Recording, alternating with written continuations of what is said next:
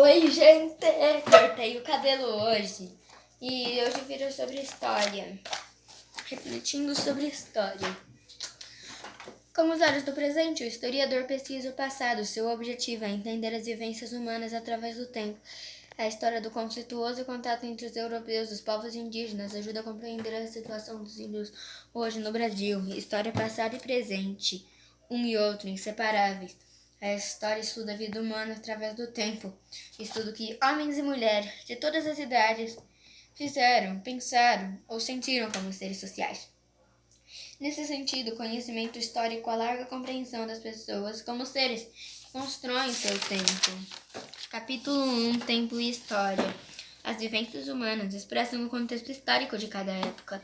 O estudo do passado e a compreensão do presente não se relacionam de forma determinista. Portanto, as soluções de ontem não servem para os problemas de hoje.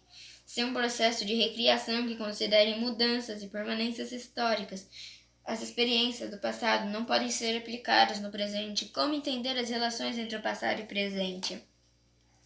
História e historiadores, a procura do saber.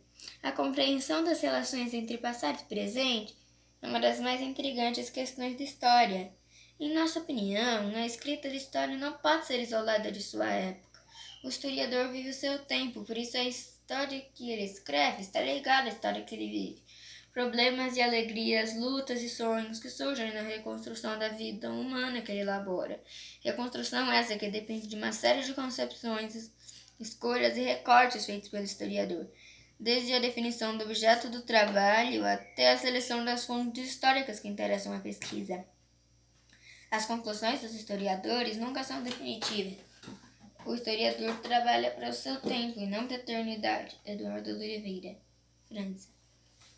Assim, a historiografia, a escrita de história, não deve ter a pretensão de fixar verdades absolutas, prontas e acabadas, interpretações eternas, pois a história, como forma de conhecimento, é uma atividade contínua de pesquisa. História, em grego antigo, é procurar saber. Informar-se. História significa, pois, procurar. O historiador investiga e interpreta as ações humanas que, ao longo do tempo, provocaram mudanças e continuidade, falei errado. Em vários aspectos da vida pública ou privada, na economia, nas artes, na política, no pensamento, nas formas de ver e sentir o mundo, no cotidiano, na percepção de diferenças.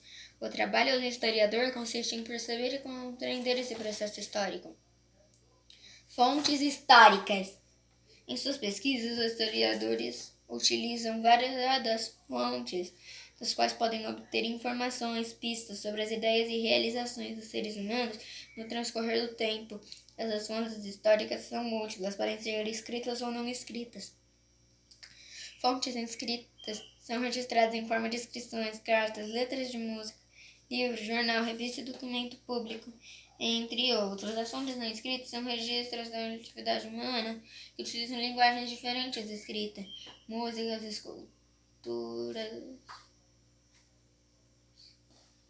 pinturas, esculturas, vestimentas, armas, músicas, discos fonográficos, filmes, fotografias, utensílios. Outro exemplo da fonte de histórica não escrita é o depoimento de pessoas sobre aspectos da vida social e individual. Os depoimentos, que podem ser colhidos a partir de entrevistas gravadas pelo próprio historiador, servem para registrar a memória pessoal e coletiva e ampliar a compreensão de um passado recente da história que se está construindo no presente. É o que se chama de história oral. Até recentemente, os historiadores utilizaram principalmente as fontes escritas para fundamentar as pesquisas históricas. Hoje, devido ao desenvolvimento rápido de novas tecnologias como a televisão, rádio, cinema e computador, os historiadores podem usar grande variedade de fontes não escritas. Sentidos da palavra história. A palavra história é polissêmica, isto é, possui vários significados. Vejamos alguns. História, ficção. Os livros de aventuras, novelas de televisão ou os filmes de cinema contam histórias muitas vezes inventadas para chamar nossa atenção, fazer-nos refletir ou simplesmente para entretenimento. Essas histórias que em seus lugares, esses personagens, criadas pela imaginação humana, são chamadas de ficção, muitas vezes inspiradas no conhecimento de épocas passadas, como em filmes e romances históricos ou novelas de época. História como processo vivido. As lutas e os sonhos, as alegrias e as tristezas de uma pessoa ou de um grupo social fazem parte de sua história. Assim, o conjunto de acontecimentos e experiências que ocorrem no dia a dia, tanto de uma pessoa quanto de um grupo, pode ser chamado de história vivida. Essa história integra uma memória das pessoas que a viveram. História como conhecimento. Podemos também utilizar a palavra história no sentido, a produção de um conhecimento que procura entender como os seres humanos viveram e se organizaram desde o passado mais remoto até os dias de hoje. Um saber preocupado em desvendar a historicidade das vivências humanas, condição histórica. Nesse sentido, a história é uma busca de saber voltada para a compreensão da vida dos seres humanos e das sociedades ao longo dos tempos. Relacionando histórias. Os três sentidos da palavra história que acabamos de ver são relacionados. Histórias e vidas de ficção não estão excluídas da história como conhecimento. As pessoas interessadas em pesquisar ou escrever sobre história, ou ainda em ensiná-la, escolhem os assuntos a serem estudados. Podem incluir tanto a ficção como as histórias de vida. Assim, uma pesquisa histórica sobre cultura em determinada época pode se utilizar de obras de ficção, literatura, por exemplo, para analisar como eram representados ou imaginados os lugares, as relações entre pessoas e grupos, os costumes. Já um estudo sobre a memória e história oral envolve as recordações de experiências vividas, cabendo ao historiador coletar o depoimento de pessoas por meio das entrevistas. Tempo. Diferentes percepções temporais. A experiência do tempo faz parte do nosso cotidiano.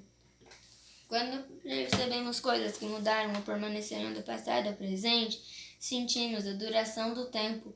Quando observamos a rotina das atividades humanas, percebemos diferentes ritmos de tempo ordenando a vida das pessoas.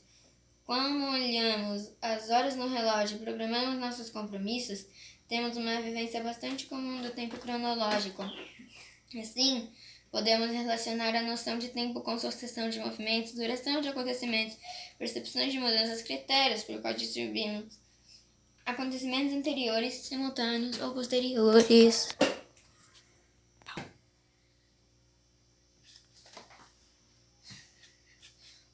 Concepções do tempo. O modo como medimos o tempo pelo relógio não é universal, ou seja, não é válido para todas as épocas e todos os povos, mas apenas uma possibilidade de medição desenvolvida em nossa cultura, sendo, portanto, uma construção histórica. O modo como o dia terrestre é dividido em horas, minutos e segundos é puramente convencional. Assim também a decisão de que um dado dia começa na aurora, ao nascer do sol, ao meio-dia, ao pôr do sol, à meia-noite, é uma questão de escolha arbitrária ou conveniência social. Ritmos da natureza e da fábrica. Em muitas sociedades rurais, os trabalhadores vivenciam um tempo de natureza relacionado ao dia-noite, variações do clima, épocas de plantio e de colheita.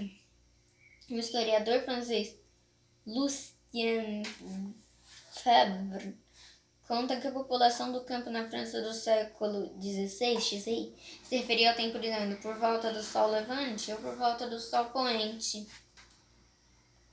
Já nas sociedades industriais contemporâneas, os trabalhadores de uma fábrica, por exemplo, vivenciam um tempo marcado pelas horas do relógio, mesmo porque as horas de trabalho, em geral, são vendidas por determinado preço ou salário. Assim, nesse tempo de fábrica, também encontrado em outras atividades profissionais, as jornadas de trabalho não obedecem mais ao nascer do pau e ao pôr do sol, às variações do clima, mas às exigências da empresa. O relógio. O modo de vida nas sociedades atuais levou-nos a uma crescente preocupação com o tempo cronológico, que se traduz pela constante consulta aos relógios. Logo que foram inventados, os relógios mecânicos eram instalados nas torres das igrejas, monumentos de praças e edifícios públicos. Atualmente considerado um instrumento básico para a organização das rotinas diárias, encontra-se no pulso de pessoas, no veículo, na parede, sobre a mesa, nas agendas, etc. O tempo do relógio passou a governar em grande parte o cotidiano das pessoas, mesmo contrariando as necessidades naturais. a hora de acordar, de comer, de trabalhar, de tomar banho, de dormir, etc. Daqui a pouco eu falo mais, gente. Deem o like e se inscrevam se não forem inscritos. Tchau, eu volto logo logo.